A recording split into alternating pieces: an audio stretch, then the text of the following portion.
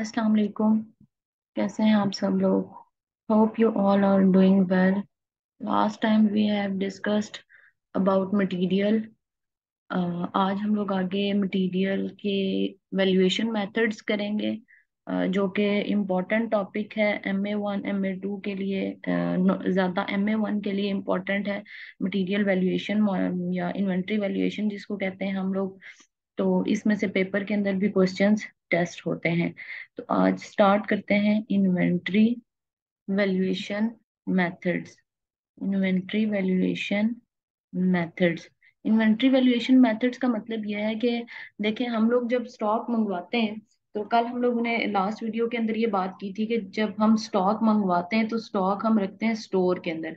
अब स्टोर के अंदर जो हम स्टॉक रख रहे होते हैं, वो हम एक ही दिन सेम डे पे नहीं मंगवा रहे होते, वो हम डिफरेंट डेट्स के ऊपर मंगवा रहे होते हैं। ठीक है, मंथ में हो सकता है कि ड्यूरिंग मंथ 4 बार मटेरियल मंगवाया हो, 5 बार मटेरियल मंगवाया हो, डिफरेंट डिफरेंट डेट्स पे। 1 जनवरी को मटेरियल मंगवाया हो, फिर 15 जनवरी को हमने दोबारा मटेरियल मंगवाया हो, फिर हमने 20th जनवरी को मटेरियल मंगवाया हो, डिफरेंट डेट्स के ऊपर मटेरियल मंगवाया हो। अब होता क्या है कि देखें, जब हम रियल लाइफ में भी बाहर से चीजें खरीदते हैं, तो जो रेट हमें एक दिन में मिल रहा होता है वही रेट डेली नहीं मिल रहे होते। ठीक है, रेट्स का डिफरेंस होता है, मतलब प्राइसेस का डिफरेंस होता है। तो हम लोग भी स्टोर के अंदर जब स्टॉक रखते हैं तो उसकी प्राइस जब हमने खरीदा होता है तो डिफरेंट तरह से प्राइस आ रही होती है। अब क्योंकि हम कॉस्टिंग पढ़ रहे हैं, क्योंकि हम कॉस्ट कर रहे हैं, तो हमें यहाँ पे कॉस्ट का रिकॉर्ड करना है। तो कॉस्ट का रिकॉर्ड करने के लिए हमें जो मेथड कंपनी यूज कर रही होगी, उसी मेथड के अकॉर्डिंग हमने क्या करना होगा कि उस स्टॉक की रिकॉर्डिंग करनी होगी। अब इन्वेंट्री वैल्यूएशन मेथड जो है, डिफरेंट मेथड्स हैं जो वैल्यूएशन के लिए यूज होते हैं। वैल्यू मींस कि हम उसको किस बेस पे, किस अमाउंट पे, किस प्राइस पे रिकॉर्ड करेंगे, कॉस्ट क्या होगी, उस पे रिकॉर्ड कैसे हमने करना है। ठीक है, उसके लिए हमारे पास 4 मेथड्स हैं। 4 मेथड्स हैं। इस वीडियो के अंदर हम 2 मेथड्स को कवर करेंगे। 4 मेथड्स के अंदर हमारे पास एक मेथड है FIFO. FIFO mean first in first out. फिर सेकंड मेथड है लाइफो। थर्ड मेथड है एवको। ये एवको मेथड जो है ये एवरेज मेथड है, और एवरेज मेथड के अंदर दो तरह के आते हैं। एक पीरियोडिक मेथड आता है, पीरियोडिक एवरेज मेथड, और एक क्यूम्यूलेटिव आता है। ठीक है, एक पीरियोडिक आता है और एक क्यूम्यूलेटिव आता है। तो ये हम लोग देख लेंगे कि डिफरेंट तरीके से कैसे हमने इनको अप्लाई करना है। आज की वीडियो के अंदर हम लोग फाइफो एंड लाइफो की एप्लीकेशन सीखेंगे कि फाइफो और लाइफो कैसे अप्लाई किया जाता है। तो स्टार्ट करते हैं। इसका क्वेश्चन हम लोग एक्सेल पे करेंगे, क्योंकि वहां पे हमारे जो फॉर्मेट्स हैं वो इजीली बने हुए होंगे। चलें, ये हमारा क्वेश्चन है। क्वेश्चन को हम स्टार्ट करते हैं। ये क्वेश्चन देखें, क्वेश्चन हमारे पास है कि जनवरी 8 को हमने 800 टन रिसीव किए हैं 50 पर टन के ऊपर। 50 पर टन का मतलब ये है कि एक टन उसमें से हमें 50 रुपीज का पड़ा है। ठीक है, $50 का पड़ा है। या जनवरी 16 को हमने 500 टन मंगवाए हैं, वो हमें 60 पर टन पे पड़ा है, यानी कि $60 का एक टन पड़ा है। इसी तरह जनवरी 26 को हमने मंगवाया है 700 टन, और वो 70 पर टन पे पड़ा है। साथ ही रिक्वायरमेंट के अंदर लिखा हुआ है कि calculate the cost of issue and value of closing stock using each of the valuation method. FIFO भी यूज करना है हमने, लाइफो भी यूज करना है। और during this month the material requisition. अब देखिए, लास्ट वीडियो के अंदर हमने ये चीज पढ़ी थी कि जो रिक्विजिशन, जब मटेरियल किसी को चाहिए होता है तो वो रिक्विजिशन सेंड करता है। रिक्विजिशन इज बेसिकली रिक्वेस्ट, जो रिक्वेस्ट नोट होता है। तो यहाँ पे रिक्वेस्ट 4 कंप्लीट की गई है 300 की। हर बार 300 का मटेरियल इशू किया गया है, एक 10 जनवरी को, एक 19 जनवरी को, एक 25 जनवरी को, और एक 29 जनवरी को। तो हमने क्या करना है, हमने हर मेथड से closing value, sorry, closing stock and issue value निकालनी है कि इशू हमें कितनी पड़ी है।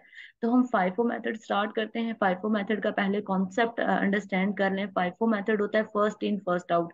फर्स्ट इन फर्स्ट आउट का मतलब यह है कि जो स्टॉक हमने सबसे पहले खरीदा था, जब तक कि वो हम सारा इशू ना कर लें, हम नया स्टॉक इशू नहीं करेंगे।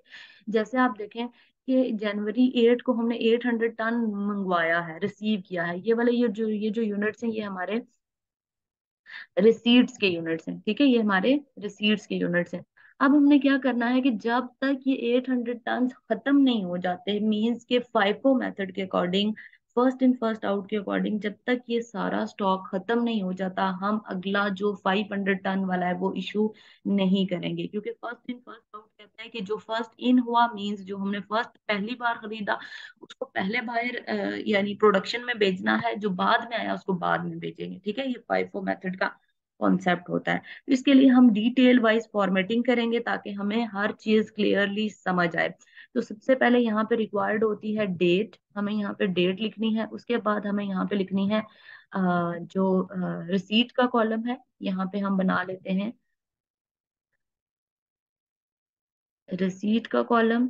ये आप लोग ऐसे ही फॉर्मेटिंग करेंगे ताकि आप लोगों को ज्यादा अच्छे से समझ आए। उसके बाद हम इशू का कॉलम बना लेंगे। उसके बाद लास्ट कॉलम हम बनाएंगे बैलेंस या स्टोर का कॉलम। अक्सर स्टूडेंट इस बैलेंस को या स्टोर को समझ नहीं पाते। बैलेंस या स्टोर का मतलब ये है कि वो यूनिट्स जो आपके स्टोर के अंदर बच गए हैं, ठीक है, मतलब सारे के सारे तो आपके ड्यूरिंग द पीरियड खत्म नहीं होते ना, तो वो आप क्या करते हो, उनको बैलेंस में साथ साथ बैलेंस भी अपडेट आपने करना होता है कि कितना बैलेंस आपके पास रह गया है।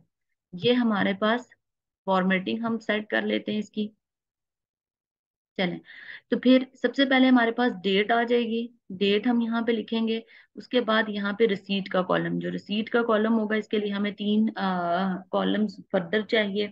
उसके बाद इशू के कॉलम में भी। रिसीट के कॉलम में सबसे पहले हमें चाहिए नंबर ऑफ यूनिट्स, कितने हमने रिसीव किए, उनकी कॉस्ट पर यूनिट क्या थी, उनकी कॉस्ट पर यूनिट का मतलब है एक यूनिट की कॉस्ट क्या थी, और उनकी टोटल कॉस्ट क्या थी। ठीक है, उनकी टोटल कॉस्ट हमने लिख लेनी है कि कितनी थी टोटल कॉस्ट। इसी तरह सेम कॉलम हम बना लेंगे इशू के लिए। इशू के लिए भी हमें चाहिए होगा यूनिट्स कितने थे, उनकी कॉस्ट पर यूनिट कितनी थी, और उनकी टोटल कॉस्ट कितनी थी, टोटल कॉस्ट कितनी थी।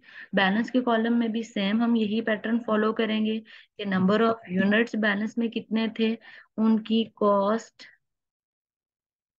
कॉस्ट पर यूनिट कितनी थी, CPU means cost per unit, एक यूनिट की कॉस्ट, और टोटल कॉस्ट उनकी कितनी थी। ठीक है, ये हमने तीनों कॉलम्स बना लिए। अब हम क्या करेंगे, अब हमने यहाँ पे डेट साथ लिखनी है। डेट यहाँ पे लिखेंगे। सबसे पहले देखें, हमें ये देखना है कि डेट, अक्सर क्वेश्चंस के अंदर एग्जामिनर क्या करता है कि आपको ओपनिंग स्टॉक देता है। अगर ओपनिंग स्टॉक दिया हुआ है या फर्स्ट डेट दी हुई है, तो हमें क्या करना होता है, उसका उस डेट को सबसे पहले लिखना होता है। एज पर क्वेश्चन कोई हमें ओपनिंग स्टॉक नहीं मिला हुआ और कोई स्टार्टिंग डेट नहीं मिली हुई, तो हम क्या करेंगे, हम डायरेक्टली इसको एज इट इज ही लिख लेंगे। सबसे पहले देखें, जनवरी का मंथ स्टार्ट हुआ, तो जनवरी के मंथ में सबसे फर्स्ट डेट जो आ रही थी वो 8 जनवरी की आ रही थी। ठीक है, 8 जनवरी डेट यहाँ पे हमने लिखी। नंबर ऑफ यूनिट्स आ गए हमारे पास 800। 800 के ऊपर एक रेट हमें, एक यूनिट का रेट हमें 50 पड़ा। तो इसका मतलब यह है कि टोटल कॉस्ट, एक चीज अगर 50 किया तो टोटल आपने 800 चीजें मंगवाई हैं। 800 चीजों की पूरी कीमत जानने के लिए हमें क्या करना पड़ेगा, जो एक चीज की कीमत है उससे मल्टीप्लाई करना पड़ेगा। ठीक है, मतलब ये कि अगर कोई एक चीज 50 रुपए की मिल रही है और टोटल चीजें हमने 800 मंगवाई हैं, तो 800 चीजों को 50 से हम मल्टीप्लाई कर देंगे तो टोटल चीजों की कीमत आ जाएगी। तो हमने यहाँ पे क्या करना है, 800 मल्टीप्लाई बाय 50। ठीक है, ये एक्सेल में हम काम कर रहे हैं तो ये डायरेक्टली यहाँ पे फॉर्मूलाज अप्लाई होंगे। यहाँ पे फॉर्मूला में आप लोगों को लिख के भी बता देती हूँ कि जब हम टोटल कॉस्ट करेंगे तो टोटल कॉस्ट का फॉर्मूला होता है number of units, number of units की कितनी चीजें आपने मंगवाई उसको आप मल्टीप्लाई करते हो कॉस्ट पर यूनिट के साथ, कॉस्ट पर यूनिट के साथ। अच्छा, अब हमने क्या करना है, देखें इस डेट को 8 जनवरी को हमने लिख दिया। इशू के कॉलम में कुछ भी नहीं आएगा क्योंकि 8 जनवरी को हम कुछ भी इशू नहीं कर रहे। बट बैलेंस का मतलब यह है स्टोर, जो चीजें हमने रिसीव की हैं, जो यूनिट्स हमने मंगवाए हैं वो हमने स्टोर में लिख देने हैं, स्टोर में रख देने हैं। क्योंकि जब खरीदें तो हमने उनको सेव कहाँ पे करना है, स्टोर में। तो स्टोर में हम लिख लेंगे 800, एक यूनिट का रेट 50 था, इक्वल टू 800 मल्टीप्लाई कर देंगे हम 50 के साथ, तो ये 40,000 इनकी टोटल कॉस्ट हमें पड़ेगी। अच्छा, अगली डेट हमारे पास आ रही है 8 के बाद। देखें, अब हमने डेट का कंपैरिजन करना है कि कौन सी डेट पहले आती है, कौन सी डेट बाद में आती है। जाहिर है मंथ में जो डेट पहले आई होगी उसका काम हमने पहले करना है, और जो डेट बाद में आई होगी उसका काम हमने बाद में करना है। ठीक है, अगली डेट देखें, 8, 16 और 26। फिर इधर भी हमने साथ नजर रखनी है कि इशू वाले कॉलम में भी कि कौन सी डेट। तो अगली डेट 10 आ रही है, इसका मतलब यह है कि 16 से पहले 10th जनवरी आती है। तो हम यहाँ पे क्या कर लेंगे, 10th जनवरी को लिख के हमने अपना 10 जनवरी का काम करना है। 10 जनवरी को देखें, during this period 4 material requisition were completed. इस पीरियड के अंदर 4 मटेरियल रिक्विजिशन कंप्लीट की गई हैं। 4 मटेरियल रिक्विजिशन कंप्लीट होने का मतलब यह है कि 4 बार मटेरियल इशू किया गया है। ठीक है, मतलब दिया गया है प्रोडक्शन को। तो रिसीट के कॉलम में ना तो यूनिट्स के कॉलम में कुछ आएगा, ना तो कॉस्ट पर यूनिट के कॉलम में कुछ आएगा, और ना ही टोटल कॉस्ट के कॉलम में कुछ आएगा। और इशू के कॉलम में हम लिख लेंगे। अब देखें यूनिट्स कितने इशू हो रहे हैं, यहाँ पे हमने लिखा हुआ है कि 300 यूनिट्स इशू हो रहे हैं। तो इशू के कॉलम में नंबर ऑफ यूनिट्स में हम लिख लेंगे 300, और कॉस्ट पर यूनिट। अब हमने यहाँ पे जब इशू की बात आती है तभी हमने क्या करना होता है कि मेथड अप्लाई करना होता है। अब हमारा मेथड है फाइफो। फाइफो कहता है कि फर्स्ट इन फर्स्ट आउट, जो यूनिट्स पहले स्टोर के अंदर हैं उनको पहले इशू करना है, यानी कि जो पहले आए हैं वो पहले इशू होंगे, जो बाद में आए वो बाद में इशू होंगे। तो अभी तक हमारे पास इससे पहले ऊपर स्टोर में जो यूनिट्स पड़े हुए हैं वो यूनिट्स पड़े हुए हैं 800, वो पड़े हुए हैं 50 रेट वाले। तो इसका मतलब ये 300 at the rate of 50 issue होगा, क्योंकि इसके ऊपर तो कोई प्राइस हमारे पास पहले वाली नहीं है जिसपे हम इशू करेंगे। तो यहाँ पे आ जाएगा 300 मल्टीप्लाई बाय 50, तो ये 15,000 आ जाएगा। अब देखिए हमने क्या करना है, हमने इस डेट के ऊपर स्टोर को भी साथ ही अपडेट करना है। स्टोर को अपडेट कैसे करेंगे, अब यहाँ पे ये चीज इंपॉर्टेंट है कि हमने स्टोर, अब आपने ये चीज याद रखनी है कि देखें स्टोर के अंदर हमारे पास टोटल यूनिट्स थे 800। स्टोर के अंदर टोटल यूनिट्स थे 800। 800 में से हमने माइनस कर दिया 300 को। क्यों माइनस किया, क्योंकि वो यूनिट्स चले गए, वो यूनिट्स हमने इशू कर दिए। तो पीछे रह गए हमारे पास, 800 में से 300 गए तो पीछे रह गए 500। ठीक है, पीछे ये 500 रह गए। और 500 कौन से वाले रह गए, 500 वो वाले रह गए जिनका रेट था 50 रुपए। ठीक है, जिनका एक यूनिट का रेट था 50 रुपए। तो हम यहाँ पे मल्टीप्लाई कर देंगे 500 इंटू 50 कर देंगे, तो ये हमारी 500 इंटू 50 का रेट आ जाएगा। अच्छा, अगली डेट हमारी क्या है, अगली डेट हमारी है 10 के बाद आती है 16। तो 16 जनवरी को हम रिसीट कर रहे हैं, तो अगली डेट हम लिख लेंगे 16 जनवरी। और 16 जनवरी को हम क्या कर रहे हैं, हम रिसीट कर रहे हैं, यूनिट्स मतलब खरीद रहे हैं, मंगवा रहे हैं। तो 500 यूनिट हमने मंगवा लिए। 500 में से एक यूनिट हमें कॉस्ट पर यूनिट के नीचे देखे मैं लिख रही हूँ 60, यानी कि एक यूनिट हमें 60 रुपए का पड़ा, एक चीज हमें 60 रुपए की पड़ी। Equal to 500 into, multiply, into का मतलब मल्टीप्लाई हम करेंगे 60 से, तो ये 30,000 आ जाएगा। इशू के कॉलम में इस डेट पे कुछ भी नहीं लिखेंगे, क्योंकि इशू इस डेट पे हम नहीं कर रहे। अब हमने स्टोर अपडेट करना है। स्टोर के अंदर देखें, स्टोर के अंदर देखें, हमारे पास एक चीज यहाँ पे 500 यूनिट्स पुराने वाले पड़े हुए हैं पहले, और 500 हमारे पास न्यू वाले आ गए हैं। 500 एट द रेट ऑफ 60 आ गए हैं, और 500 at the rate of 60, 500 at the rate of 60 ये हमने अपडेट कर लिया। अब हम क्या करेंगे, अगली डेट हमारी, अगली डेट हमने देखनी है 16 के बाद कौन सी डेट आ रही है, 19। यहाँ पे देखें 26 है, लेकिन अगली डेट हमारी आ रही है 19 की, क्योंकि मंथ में जो डेट पहले आएगी उस डेट को हमने पहले कंसीडर करना है। तो 19 जनवरी हमारी पहले आ रही है। तो 19 जनवरी को हम क्या कर रहे हैं, 19 जनवरी को देखें हम यूनिट्स दोबारा से इशू करें, तो रिसीट के कॉलम में कुछ भी नहीं आएगा, हम यहाँ पे कुछ भी नहीं लिखेंगे। इशू के कॉलम में हमने क्या करना है, 300 यूनिट्स दोबारा से इशू कर देने। ठीक है, 300 यूनिट्स हमने दोबारा से इशू कर देने। लेकिन हमें अब यहाँ पे वही बात याद होनी चाहिए कि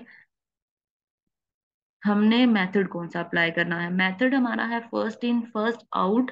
तो फर्स्ट इन फर्स्ट आउट कहता है जो स्टॉक स्टोर में पहले पड़ा हुआ है वो जब तक पहले खत्म नहीं होगा तो हम नया स्टॉक इशू नहीं कर सकते।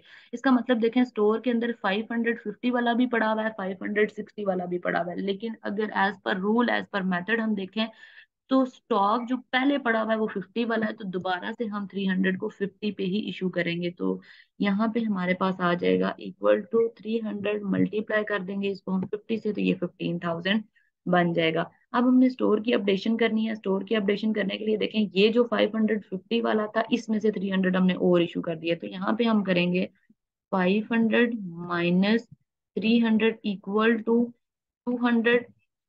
हाँ, ये हमारे पास 200 कौन सा वाला बचा, ये बचा 50 रुपए वाला, तो इक्वल टू 200 मल्टीप्लाई बाय 50 कर लेंगे, तो ये आ गया 10,000। और इसी जगह पे आपको ये याद होना चाहिए, ये 500 एट द रेट ऑफ 60, ये 560 वाला एज इट इज ही पड़ा हुआ है।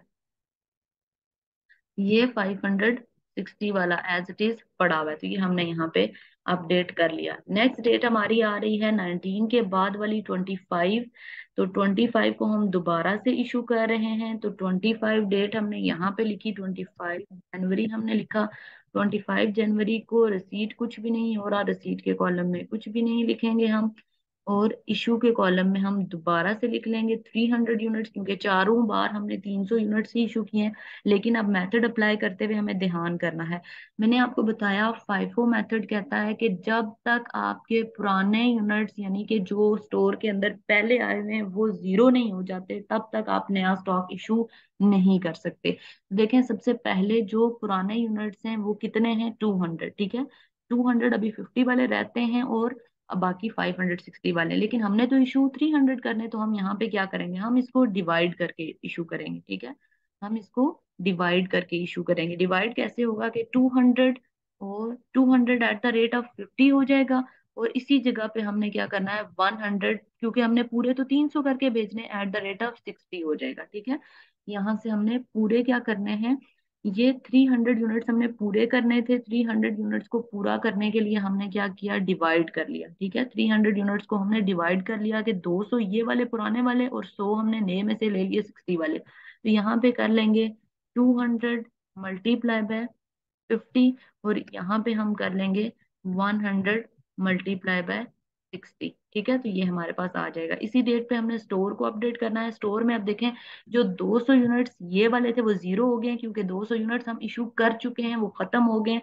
लेकिन जो 500 यूनिट्स थे, 500 में से सिर्फ हमने 100 यूनिट्स भेजे हैं, तो इसका मतलब ये है कि ये 400 स्टिल रिमेनिंग हमारे पास पड़े हुए हैं एट द रेट ऑफ 60, यानी कि 60 वाली कीमत में से अभी हमने 500 में से सिर्फ 100 यूनिट भेजे हैं। तो इक्वल टू हमारे पास आ जाएगा 400 मल्टीप्लाई बाय हम कर देंगे 60, तो ये आ जाएगा 24,000। नेक्स्ट डेट हमारी आ रही है 26 जनवरी। 26 जनवरी को हम क्या कर रहे हैं, 26 जनवरी को हम यूनिट रिसीव कर रहे हैं। रिसीट के कॉलम में जितने यूनिट रिसीव किए उनमें से एक का रेट था 70, तो टोटल हमारे पास आ गया इक्वल टू 700 मल्टीप्लाई बाय 70, तो ये आ जाएगा 49,000। तो हम यहाँ पे क्या कर देंगे, इशू के कॉलम में कुछ भी नहीं लिखेंगे,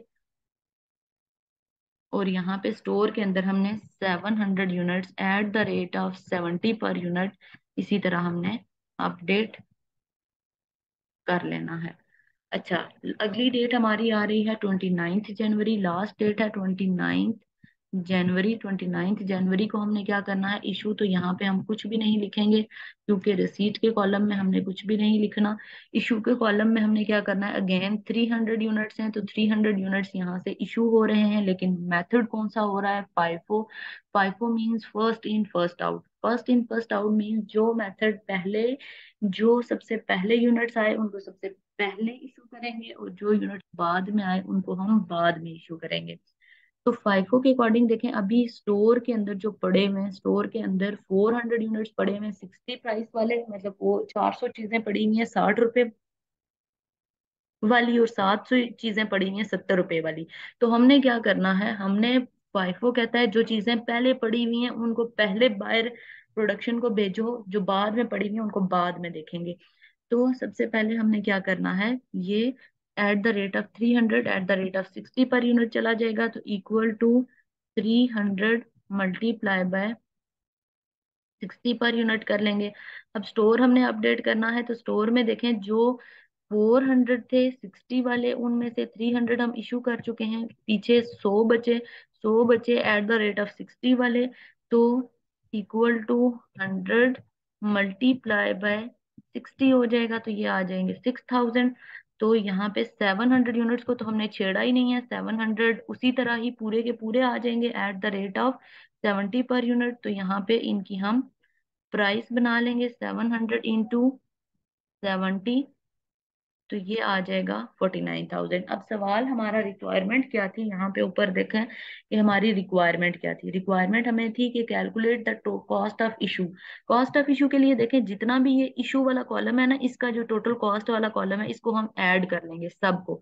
इस सारे कॉलम को हम ऐड कर लेंगे, सबको हम यहाँ पे ऐड करेंगे, तो ये हमारे पास कॉस्ट ऑफ इशू बन जाएगा। ठीक है, मतलब टोटल कॉस्ट ऑफ इशू बन जाएगा कि हमने कितनी कॉस्ट। तो यहाँ पे मैं एक्सेल पे काम कर रही हूँ, तो यहाँ पे मैं सम का फंक्शन, सम का मतलब होता है ऐड करना, तो ये फंक्शन लगा रही हूँ। आप लोग डेफिनेटली कैलकुलेटर पे करेंगे, तो कैलकुलेटर पे कॉस्ट ऑफ इशू का मतलब ये है कि इशू वाली टोटल कॉस्ट का आपने सबको ऐड कर लेना है, ये टोटल ऐड कर लेना, तो ये आपकी कॉस्ट ऑफ इशू आ जाएगी। यहाँ पे हम लिख देंगे कॉस्ट ऑफ इशू, ये कॉस्ट ऑफ इशू आ जाएगी। ठीक है, इसी तरह हमने क्या करना है, जो क्लोजिंग स्टॉक था वो भी कैलकुलेट करना था, जो क्लोजिंग स्टॉक था वो भी हमने कैलकुलेट करना है। तो क्लोजिंग स्टॉक को हम कैसे कैलकुलेट करेंगे, क्लोजिंग स्टॉक को कैलकुलेट करने के लिए हमें ये देखना है कि एंड पे कितने यूनिट्स बच गए। ठीक है, देखें एंड पे कितने यूनिट्स बचे हैं। 100 यूनिट तो हमारे पास पड़े हुए हैं 60 वाले, और 700 यूनिट पड़े हुए हैं 70 वाले। तो इक्वल टू 100 प्लस 700 अगर हम लोग करें, तो हमारे पास टोटल 800 यूनिट्स बचे हैं। तो ये हमारा आ जाएगा क्लोजिंग स्टॉक। क्लोजिंग स्टॉक यानी कि एंड पे हमारे यूनिट्स कितने बचे, क्लोजिंग स्टॉक हमारे बच रहे हैं 800। हम इनको जो जो हमारी रिक्वायरमेंट्स थी हम इनको हाईलाइट कर लेते हैं, ताकि हमें आइडिया रहे कि ये चीजें हमने कैलकुलेट करनी थी। इसी तरह अगर क्लोजिंग वैल्यू कैलकुलेट करनी हो, तो ये दोनों वैल्यूज जो हैं, इन दोनों को हम ऐड कर लेंगे। क्लोजिंग वैल्यू में 49,000 और 6,000 को हम ऐड कर लेंगे, तो ये हमारे पास क्लोजिंग वैल्यू बन जाएगी।